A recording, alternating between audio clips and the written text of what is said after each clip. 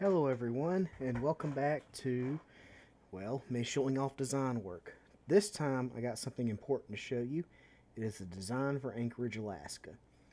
Most of this is already nav mesh, so let me cover what I've already built. This area right here is completely finished.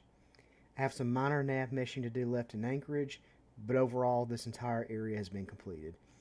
This means I'm at the halfway point, and next time I'm going to be showing off the design work for the DLC content from Fallout 3, which was in this area. Beyond these details, it's already completed, so I should have this out by Christmas for everyone to use in their projects. So let's get into it. Let's start near Ted Stevens.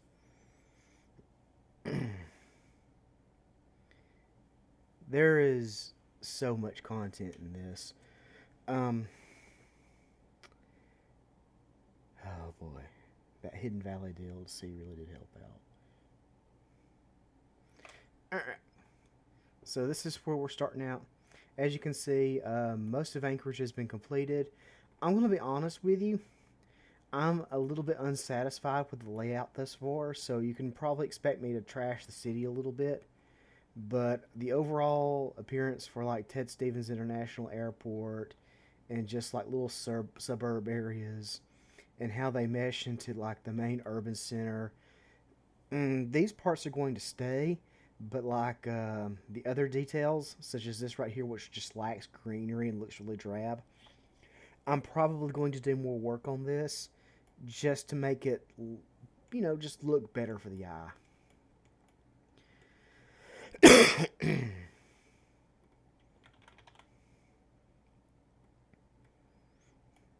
And you can just kind of see how the art style is supposed to look.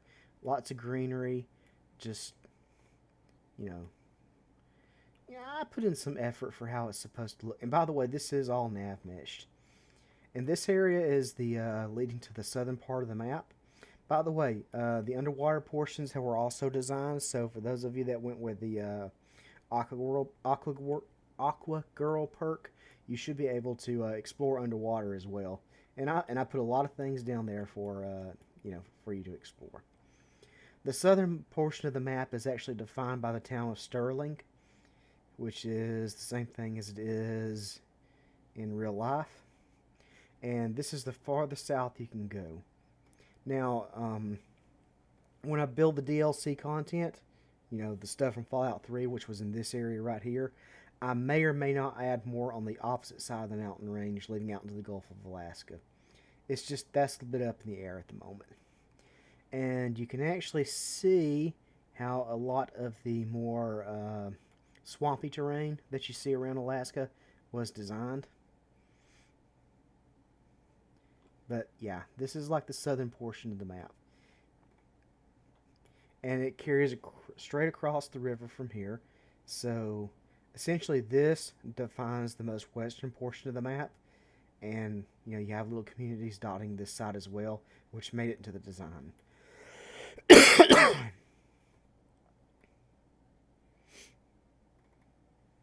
Fire Island also made it into the design, although I will admit that it's a bit lackluster compared to how it looks in real life, as you can clearly see right here.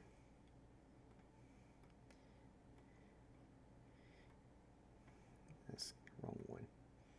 The real Fire Island is substantially larger and has like a minor mountain ridge in the middle, and it just looks different.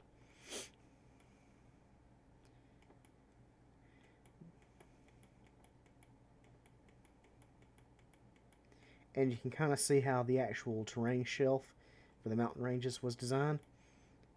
This includes, I did a lot of work with the actual textures to make the rocky landscape for the higher up portions of the mountains look real.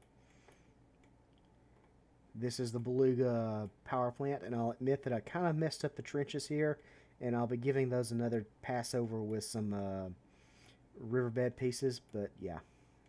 Otherwise, those look right. Icebergs in the harbor, of course. The river tributary that you would normally see right here made it into the map. along with the two rivers that flow up into the mountains for the runoff from the melting snow. Point McKenzie made it into the map. You can see it right here.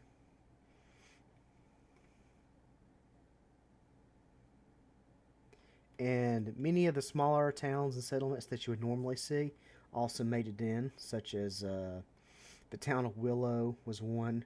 Wasili made it in. Palmer made it in.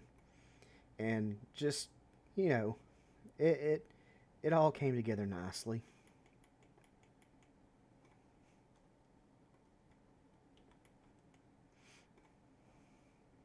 As you can tell, like most of this was designed to have a certain. It was. I was trying to make it look beautiful, to make it look more green, more alive than the Fallout 3 version did.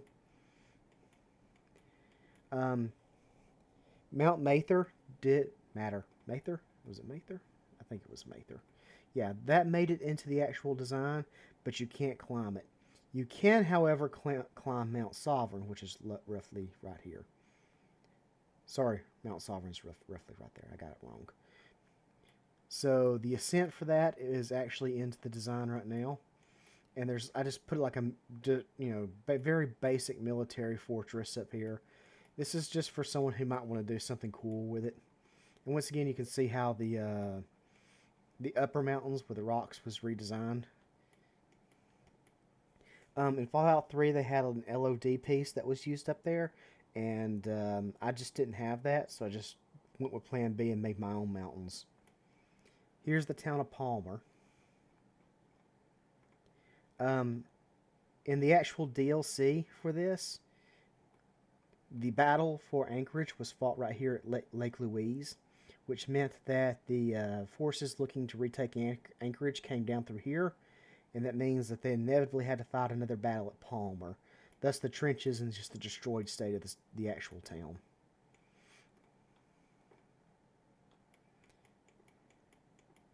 This leads us back to the northern portion right above Anchorage. This section right here. As you can see, I did more design work for general terrain, tunnels, and of course, a very specific Air Force base, Elmdorf. Now, because of Elmdorf's location, I kind of ran with the assumption that it was the final line of defense for the actual reconquest of Anchorage, which is why you'll see like a bunch of just trenches and how it pretty much got bombed to all holy hell and back. So this is why Elmdorf was designed the way it was. Fuel tanks. This little portion of stream right here is, of course, this little waterway right here in real life. And this brings you to the northern part of Anchorage. Certain buildings made it into the design, such as the library, the Anchorage Public Library, some hotels, very specific skyscrapers that you would find in the real world one. But they look a little wonky, so I might do more work here just to make the city look just better overall, more visually appealing. And this takes you back to the airport from the very beginning.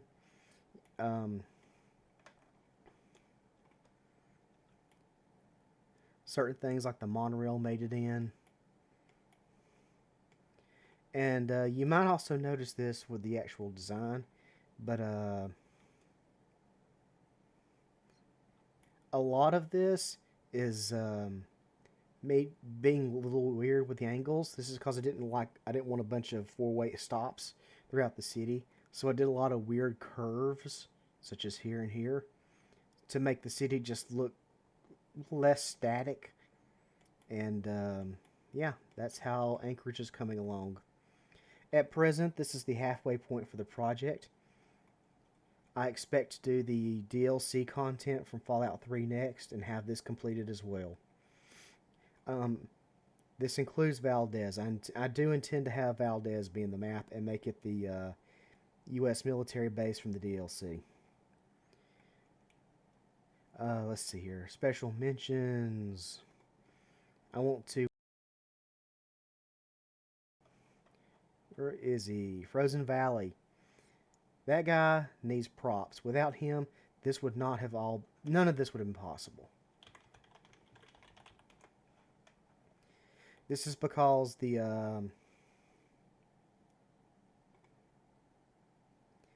guy's work, Zorkaz, it was all one self-contained package. All the snow assets, all the snow weather effects, everything was all in one little bundle. And using it as an ESM, I was able to build all of this. And without him, Anchorage would not be a thing that is coming to Fallout 4.